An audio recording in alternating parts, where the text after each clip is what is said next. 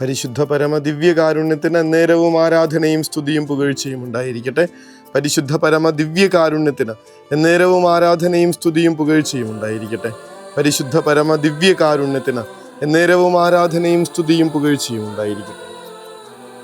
ക്രിസ്തു ഉയർത്തെഴുന്നേറ്റിട്ടില്ല എന്ന് തെളിയിക്കാനായിട്ട് ഒരുപാട് കാലങ്ങളായിട്ട് പല മനുഷ്യരിങ്ങനെ ശ്രമിച്ചുകൊണ്ടിരിക്കുന്നുണ്ട്. കർത്താവ് ഉയർത്തെഴുന്നേറ്റിട്ടില്ല എന്ന് തെളിയിക്കാൻ വേണ്ടിയിട്ടുള്ള കള്ളക്കഥകളുടെ തുടക്കമാണ് ഇന്നത്തെ സുവിശേഷത്തിൽ നമ്മൾ കാണുന്നത്. പടയാളികൾക്ക് പണം കൊടുത്തിട്ട് അവൻ്റെ ശിഷ്യന്മാർ അവൻ്റെ ശരീരം എടുത്തുകൊണ്ടുപോയി എന്ന് പറയിപ്പിച്ച ദേശാധിപതികളെയൊക്കെ നമ്മൾ കാണും. ഒരു കാരണവശാലും അതിനൊരു ലോജിക്കും ഇല്ലാത്ത കഥയായിപ്പോയി. കാരണം ഇത്ര ബന്ധവസാക്കി വെച്ച 1-2 പേർക്ക്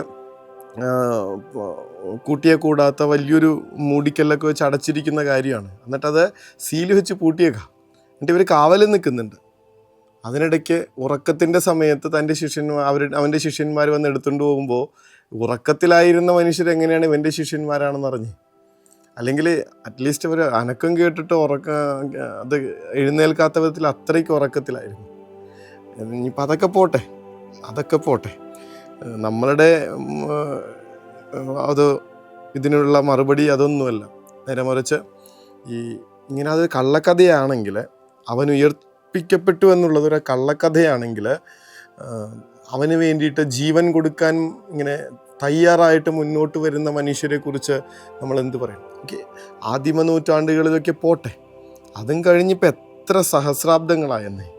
എന്നിട്ടും ഈശോയ്ക്ക് വേണ്ടിയിട്ട് ജീവൻ കൊടുക്കാൻ തയ്യാറായി നിൽക്കുന്ന എത്രയോ മനുഷ്യരാണ് നിൽക്കണം. വെറുതെ ഒരു കള്ളക്കഥയുടെ പേരിൽ നിങ്ങളുടെ ജീവൻ വിട്ടുകൊടുക്കാൻ നിങ്ങൾ തയ്യാറാവും.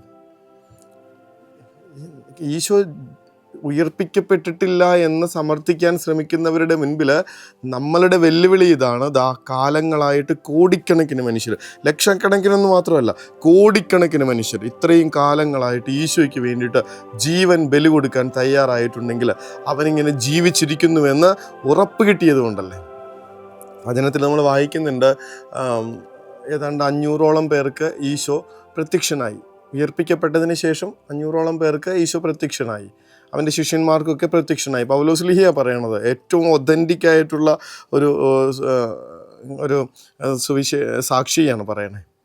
അതായത് അവസാനം കേപ്പായ്ക്കൊക്കെ പ്രത്യക്ഷപ്പെട്ടു, അവസാനം അകാലജാതനായിട്ടുള്ള എനിക്കും അവിടെ നിന്ന് പ്രത്യക്ഷനായി. പൗലോസ്ലീഹയൊക്കെ നോക്കണം നമ്മൾ ആരായിരുന്നു എന്ന്. പീഡിപ്പിക്കാൻ നടന്ന ഒരാൾ പിന്നെ ഈശോയുടെ ഏറ്റവും ശക്തനായ സാക്ഷിയായിട്ട് മാറിയെങ്കിൽ അതാ കണ്ടിട്ടുള്ളത് കൊണ്ടായിരിക്കുമല്ലോ. നേരിട്ട് കണ്ട അനുഭവമാണേ. ഈ ഉയർപ്പിക്കപ്പെട്ട ക്രിസ്തുവിനെ നേരിട്ട് കണ്ട മനുഷ്യർക്ക് പിന്നീട് ഈ സാമ്രാജ്യങ്ങളുടെ ഭീഷണികൾക്ക് മുൻപിൽ തളർന്നിരിക്കേണ്ട കാര്യമില്ല. ചക്രവർത്തിമാരുടെ വലിയ ക്രൂരതകൾക്ക് മുൻപിൽ തളർന്നു പോകേണ്ട കാര്യമില്ല. പേടിച്ചിരിക്കേണ്ട കാര്യമില്ല. പേടി കൂടാതെ ഭയമില്ലാതെ ധൈര്യപൂർവ്വം ക്രിസ്തുവിന് വേണ്ടി ജീവൻ കൊടുത്ത് സാക്ഷ്യം വഹിച്ച മനുഷ്യരാണ് ഈ കള്ളക്കഥകൾക്ക് പകരമായിട്ട് ക്രൈസ്തവ മതത്തിന് മുന്നിലേക്ക് നീക്കി വയ്ക്കാനുള്ളത്. നിങ്ങളതാ ഇവരെ കാണ്.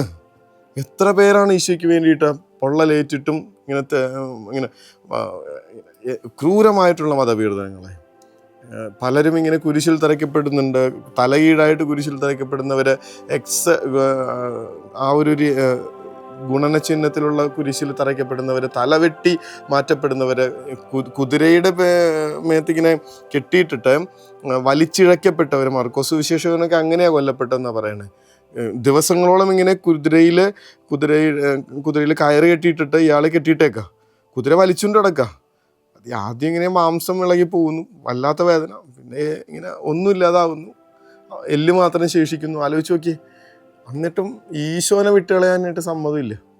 തിളച്ചെണ്ണയുടെ മുൻപിൽ ചെന്ന് നിൽക്കുമ്പോൾ ആരായാലും ഒന്ന് ഓർക്കും, ഒന്ന് മാറിയാലോ, നിങ്ങളെന്നെ പൊരിച്ചെടുത്തോ, എനിക്ക് കുഴപ്പമില്ലെന്നാണ് പറയണേ.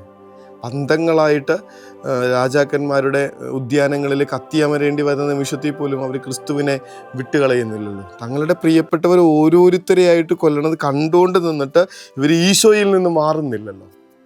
അതാണ് ഈ കള്ളക്കഥകൾക്ക് മുഴുവനുമുള്ള നമ്മുടെ ഉത്തരം. നമ്മുടെ ഊഴാണ്. നമ്മളെ കണ്ടിട്ട് നമ്മൾ ക്രിസ്ത്യാനിയാണെന്ന്, ക്രിസ്തുവിൻ്റേതാണെന്ന് ആരെങ്കിലും പറയും? അത് പോട്ടെ. നമ്മളുടെ ജീവിതം കണ്ടിട്ട് ഈശോ ഉയർപ്പിക്കപ്പെട്ടു എന്ന് മറ്റുള്ളവർക്ക് തോന്നും. ഈ നമ്മുടെ ബാറ്റൺ നമ്മുടെ കയ്യിലെത്തിയിട്ടുണ്ട്. ഇത്രയും കാലത്തെ വർഷങ്ങളുടെ, നൂറ്റാണ്ടുകളുടെ, സഹസ്രാബ്ദങ്ങളുടെ ഈ കൈമാറി കിട്ടിയ വിശ്വാസത്തിൻ്റെ ബാറ്റൺ നമ്മുടെ കയ്യിലാണ്. അവരെ നോക്കിയിട്ട് നിങ്ങളുടെ ദൈവം ജീവിക്കുന്നുവെന്ന് ലോകം വിളിച്ചു പറഞ്ഞ സ്ഥലത്ത് നമ്മളെ നോക്കിയിട്ട് അതേ കാര്യം പറയോ ഇല്ലയോ എന്നുള്ളതാണ് ചോദ്യം. ഒരു സംശയത്തിനും ഇട നൽകാത്ത വിധത്തിൽ, എൻ്റെ ദൈവം ജീവിച്ചിരിക്കുന്നുവെന്നുള്ള ഒരു സംശയത്തിനും ഇട കൊടുക്കാത്ത വിധത്തിൽ നമുക്ക് ജീവിക്കണം. എൻ്റെ കർത്താവ് ജീവിക്കുന്നു, ഉയർപ്പിക്കപ്പെട്ടിരിക്കുന്നു, അവൻ ഉയർപ്പിക്കപ്പെട്ടിരിക്കുന്നു. നിങ്ങൾ കാണും, എൻ്റെ ജീവൻ കാണും, എൻ്റെ ജീവിതം കാണും.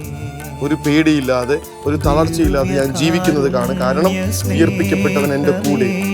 കർത്താവേ, പ്രത്യാശ കൊടുത്ത് ജീവിക്കാൻ ഞങ്ങൾക്ക് അനുഗ്രഹം തരണമേ എന്നുള്ള ആശീർവാദത്തിനായി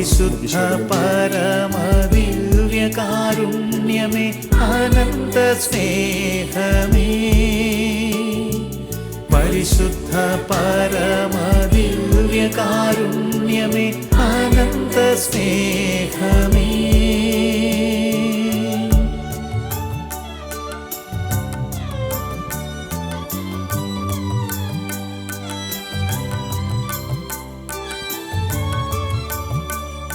പരിശുദ്ധ പരമ ദിവ്യകാരുണ്യത്തിന് എന്നേരവും ആരാധനയും സ്തുതിയും പുകഴ്ചയും ഉണ്ടായിരിക്കട്ടെ. പരിശുദ്ധ പരമ ദിവ്യകാരുണ്യത്തിന് എന്നേരവും ആരാധനയും സ്തുതിയും പുകഴ്ചയും ഉണ്ടായിരിക്കട്ടെ.